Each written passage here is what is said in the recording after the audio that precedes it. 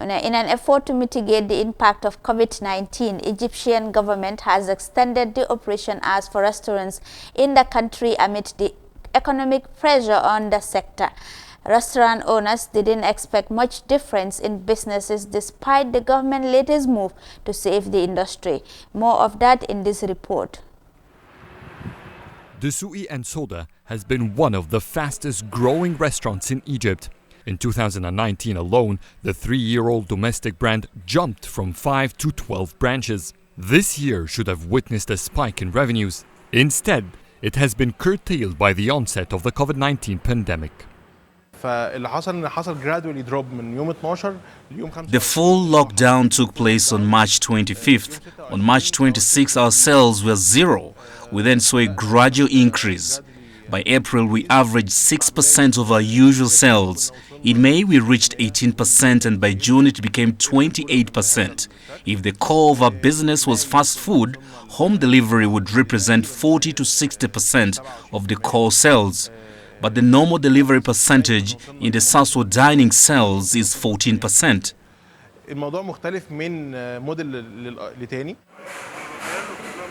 Officially, 700,000 Egyptians work in cafes and restaurants. Experts estimate that figure to reach 2 million when informal labor is included. To ease the economic impact on this sector, the government increased their working hours from 10 in the evening to midnight, while maintaining a 50% restriction for occupancies. I don't think these 2 extra hours will make a big difference in sales because the consumer behavior has changed. The lifestyle has changed. We used to start seeing flow of customers at 6 p.m. Now it's from 2. To bring the economy back to normal, life must go back to normal. Having regular working hours will reflect on when people will need a break or come to restaurants.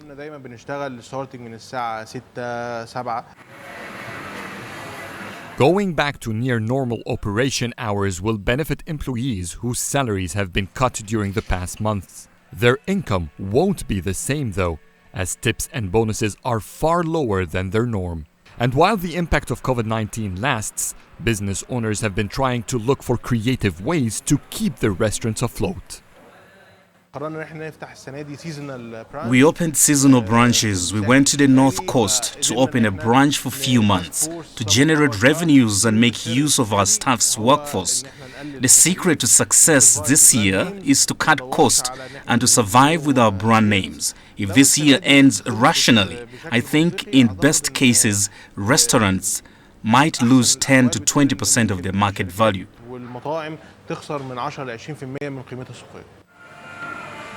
Investments in Egyptian cafes and restaurants were worth $13.5 billion in 2017. The government restrictions are gradually getting lifted, but restaurants know it's going to be a long process for a full recovery.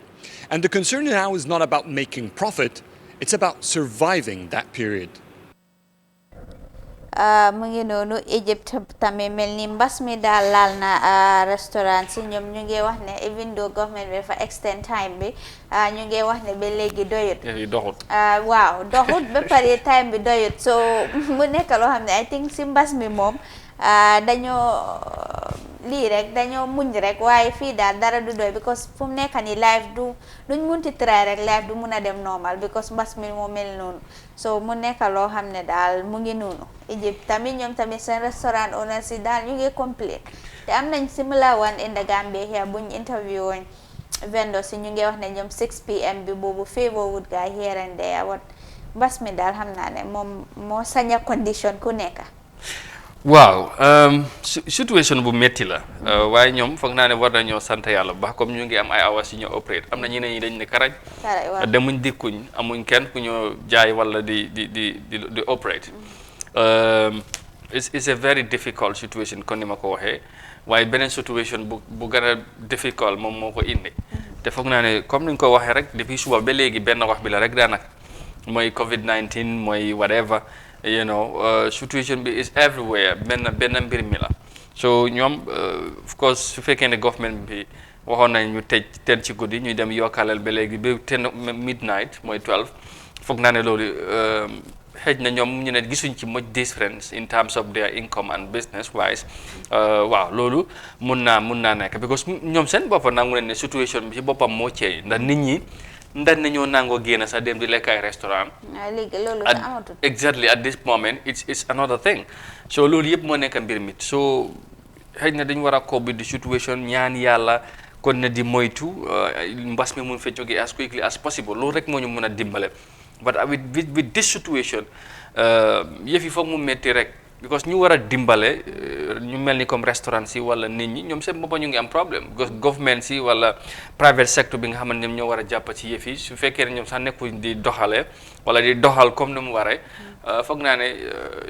everywhere comme ni ñu ko waxee rek foo laal rek day métti so loolu moom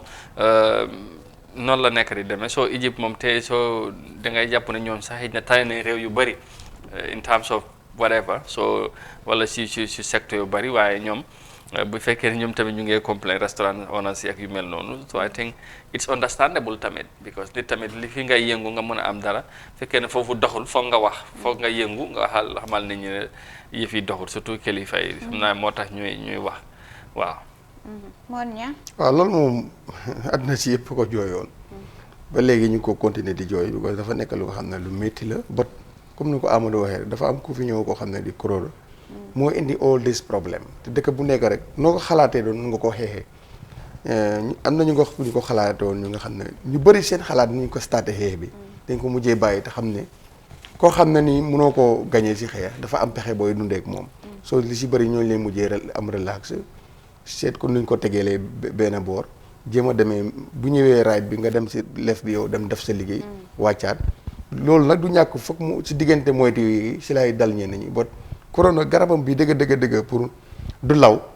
dëkk yi réew yu bëri mënuñ koo dundee di si di problème mooy ku nekk toog te loolu moo mënta nekk ñëpp na ràpp loolu moo doon garabi corona pour wan moom mu jeex wala few days mu jeex wala few weeks bot loolu mënul nekk benn réew mënu ko di si di problème soo nu ñoo def mooy ne dund ak moom comme nu mu fi nekkoon ak yeneen feebar yi rek ut ay pexe soo loolu moo si des bot c'est un problème daanaka problème bi yëpp àddina bi yëpp a bokk nuñ ko dundee